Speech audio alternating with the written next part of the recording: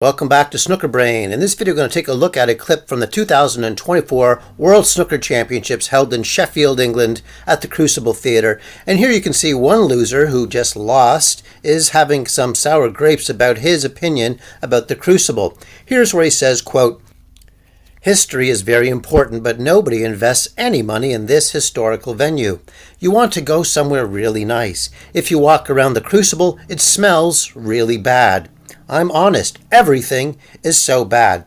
Wow, I had no idea that everything is so bad and it also smells really bad. But let's just hear what Alan Angles McManus has to say about this.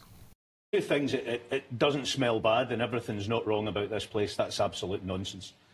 I don't know what he wants. He wants a bunch of flowers and a prawn sandwich on the way in the door. I don't know. You come here to play snooker. You don't come here to smell roses and flowers and all that stuff. This is a place to come and conduct your business. If Diana Ross came in here to put on a show, or anyone else for that matter, it's a place of work.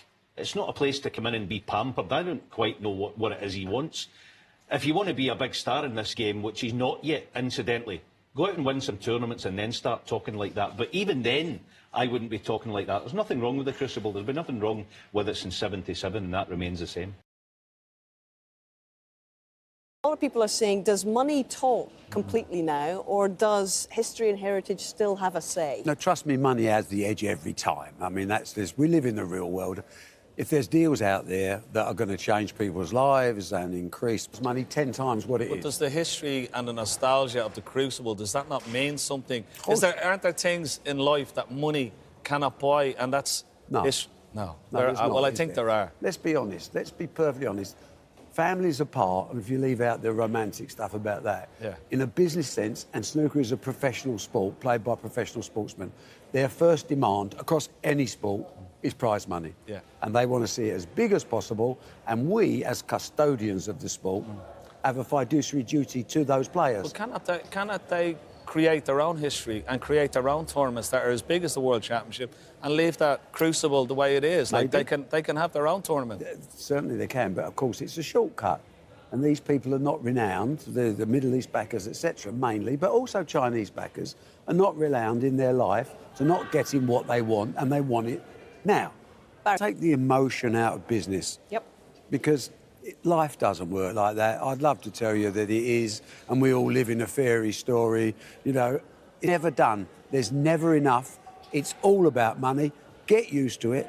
And because the world is changing, and I'm sorry, I'm not going to be a dinosaur and not change with the world. So obviously Eddie Hearn is more concerned about the money and not too concerned about the history at the Crucible. And now let's take a look at some of the seeds that were knocked out of this year's tournament. So you can see Luca Brecel, the world champion, #1 seed, was knocked out along with Mark Selby, who is also another world champion, along with Mark Williams. But now let's close out and take a look at the closing frame between Jack Lisowski and Ding Junhui. To leave Ding in snookers. He's probably played the best of anybody. And yet, with that red, that's match over. He's going to lose. Really happy for Jack. He's not had the best of seasons. Obviously had to qualify, dropped out to 16. But you can't help feeling been sorry a for fantastic deciding frame.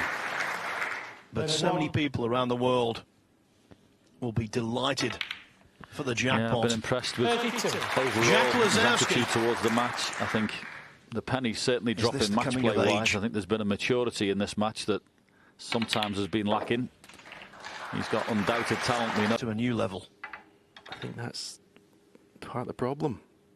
Yeah, He's a phenomenal snooker player. In form, Ding Junhui, who made 8 breaks over 50, 2 centuries.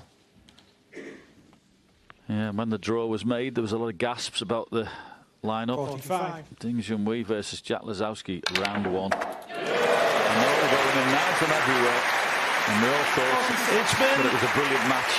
And it's lived up to the billing. It's been absolutely wonderful to watch and captivating. It doesn't go in. He won't talk about that. What a brilliant final frame you played there, Jack. Well done, congratulations. And to Ding, as a shake hands, Ding will know how well Jack played in the last frame, and he's delighted to get through, and quite rightly too. Jack Lisowski, brilliant through to round 2, beats Ding Junhui 10 frames to 9. It was a cracker.